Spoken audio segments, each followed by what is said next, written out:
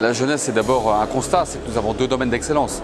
Un domaine d'excellence bien connu de tous qui est l'agroalimentaire et l'agriculture, le bien manger, nourrir les hommes et les femmes, participer à la souveraineté alimentaire.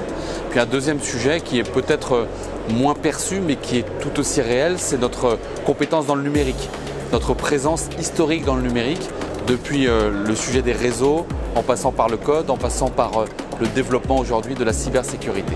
Et en croisant les deux, on est capable de faire jaillir de nouvelles solutions au service, encore une fois, de notre souveraineté alimentaire, au service de la transition écologique, au service de l'agroécologie, pour offrir des nouvelles technos à nos agricultrices, à nos agriculteurs. Le programme Agrétic, il vise effectivement à rapprocher des porteurs de projets issus de l'agriculture et issus du numérique pour qu'ils inventent ensemble de nouvelles solutions. Ça va vous parler très rapidement. Si je vous parle de bâtiment intelligent, on voit très bien ce que ça veut dire dans une maison pour gérer son chauffage ou ses volets. Si j'applique ça à une porcherie, si j'applique ça à un bâtiment d'élevage dans le domaine de la volaille ou du bovin, automatiquement on voit les gains que cela peut générer.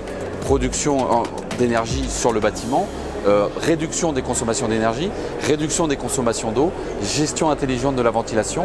Tout ça se fait avec des capteurs et avec de l'intelligence. Il y a bien sûr le sens humain, le bon sens paysan, mais en ajoutant de la donnée, en ajoutant de la capacité à traiter ces données de manière massive, on obtient des gains énormes qui améliorent le revenu de l'agriculteur, c'est quand même très important, mais qui améliorent aussi l'impact environnemental positif pour la planète. Nous avons fait partie des régions effectivement qui ont défriché dans le domaine. Aujourd'hui, cela devient la norme, ça devient logique de développer ce type de techno. Nous restons, je l'espère, avec un temps d'avance, c'est un combat permanent, mais nous devons redire qu'encore une fois, il n'y a pas de volonté d'innover pour innover, nous devons innover pour un objectif. L'objectif, ça doit être encore une fois la cohésion sociale, ça doit être le progrès social, ça doit être le projet environnemental, c'est ça un projet de société.